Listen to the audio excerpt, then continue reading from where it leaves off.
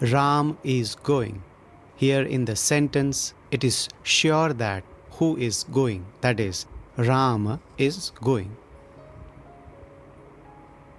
Let's say someone asks you, Kaha gacchati, that is, who is going, but you are not sure about who is going. In that case, you may say, somebody or someone is going. So this shows or expresses uncertainty. Uncertain means anishchit in Sanskritam. So if you convert this very sentence, somebody is going in Sanskritam, then the answer will be kaschit gacchati or kaschana gacchati. Both the replies mean the same. So in the first sentence, Ram is going, the answer was certain, that is nishchita. But in the second, it was not, that is uncertain, meaning anishchita.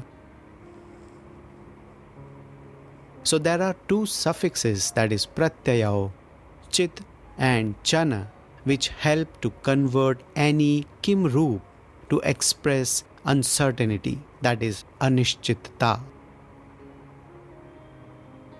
So in these sentences, kaschit and kaschana are derived with chit and chana pratyaya. Kaschit is kaha plus chit and kaschana is kaha and chana joined. Now somebody can be a male or female, so kaschit gacchati is if some male is going, as we used kaha. Kaha is used in the case of masculine. But now instead of some male person, if some female is going about whom we are anishchita, that is uncertain, then instead of kaschit, kaschana gacchati, it will be kachit or kachana gacchati. So here kachit, that is ka and chit, and kachana is ka and chana joined. We use ka here for feminine.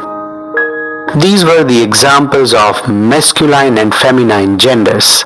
In the same way, for neuter, we can have sentence like kinchit or kinchana pustakam tatra asti.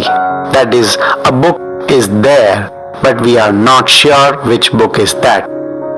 So kinchit is kim and chit joined, and kinchana is kim and chana joined. And of course, here we used kim for the neuter gender. So whenever there are situations where we want to express uncertainty, then we use the chit or chana.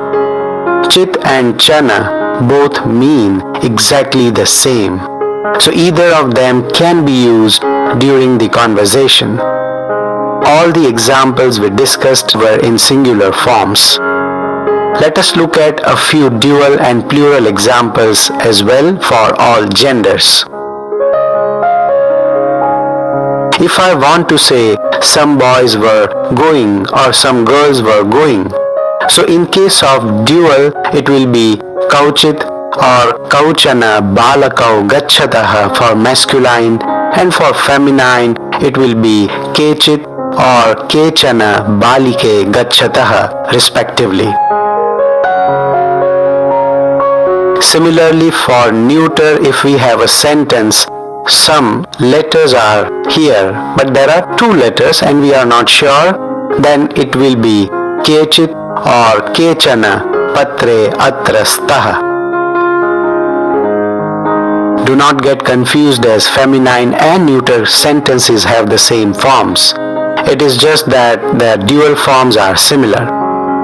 In the same way, the plural forms for the discussed examples will be, for masculine, kechit or kechana balakaha gacchanti. For feminine, kaschit or kaschana balikaha gacchanti.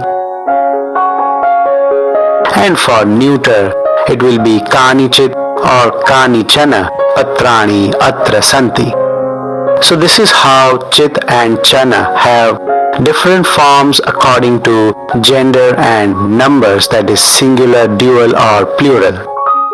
Not only these, but also they have different forms according to vibhaktis as well. Let us take an example. Saha kasminshit nagare vasati, that is, he lives in a city. As you may now know, we want to say in some city, and hence it is the Saptami Vibhakti here. So the form kasminshit is of the Saptami Vibhakti. How? The Saptami Vibhakti form of kim is kasmin. So kasmin and chit joins to get the kasminshit form.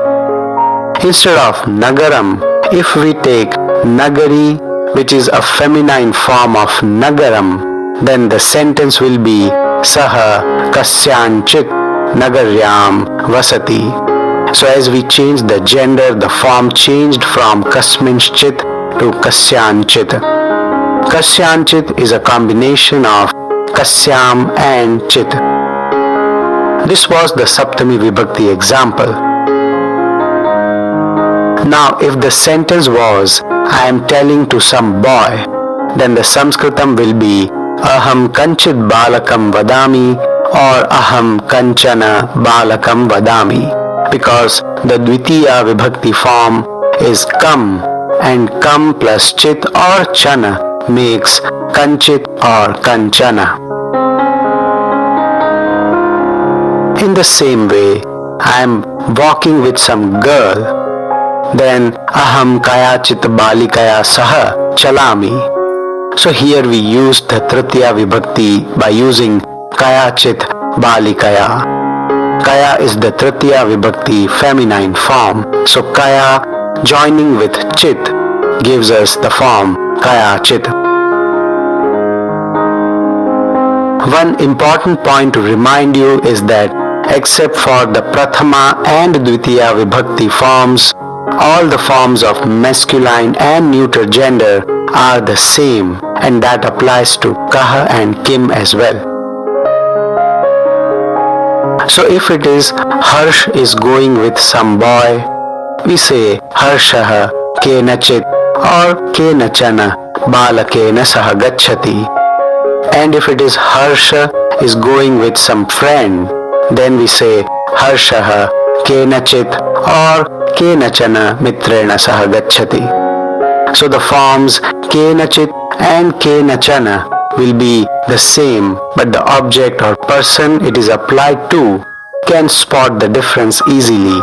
As in the first sentence, the forms are applied on balakaha, that is masculine, and in the second sentence it is mitram, that is neuter. As we discussed example using kah, ka and kim in this lecture, let us have a look at all their natural forms and then the forms with chit and chana. So for masculine gender, the kim roop are like this, where we have kaha kau ke, kam kau kan and so on. And if we convert these to chit and chana forms, then we will get chit form like kaschita, kauchit and so on. And for chana, we will have kaschana, kauchana, kasyachana, kasminchana, etc. Moving forward, the feminine forms of Kim Rupani are ka ke kaha, kam ke kaha and so on. And their forms with chit and chana are kachit, kechit, kaschit, kanchit and so on. And we have kachan, kechan, etc. with the chana pratyaya. And the neuter Kim Rupani are Kim, Ke, Kani and so on. And for chit and chana pratyaya, it will be kinchita, kechita, kanichita, etc.